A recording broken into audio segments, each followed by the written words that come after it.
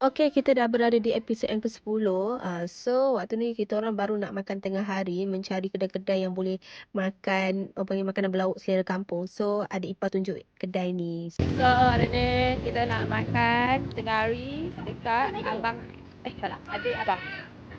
Makanan selera kampung. Oh, banyak makanan dah habis. Kawan datang waktu ni dah pukul berapa dah? Pukul 2. Ya, ada lagi lah. Banyak lagi lah.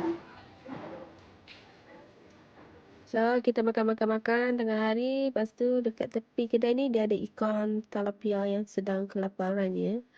So, anak-anak melayan ikan-ikan ni sambil balik-balik nasi sikit-sikit. Lepas makan tu, kita orang pergi ke Aman Central tengok adik ipar kerja dekat area sini. Dia jaga kedai mainan ni. Lepas tu, selama berapa jam kita orang di Aman Central tu, 2 jam lebih. So, lepas tu kita orang gerak ke Pendang. Pendang ke Pendang? Pendang, Rumah Tok. So waktu ni Tok ada masak-masak sikit. So lepas tu kita orang main dia punya apa ni, tekanan darah saja nak cek-cek. Lepas tu inilah sesi-sesi Tok menunjuk ikan dia. Tengok, wah, nak tengok tu. Tengok fish. Oh, adik baru ni. Saya kena macam Margaret.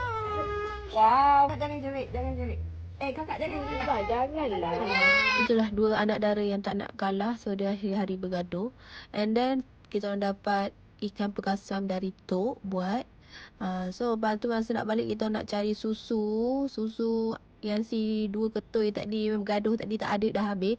So kedai keempat akhirnya kita orang berjaya ya dapat dugro tu. Itu pun ada satu je. Itu ibarat orang panggil emas, kau tahu tak? Lepas tu dah balik kita tidur.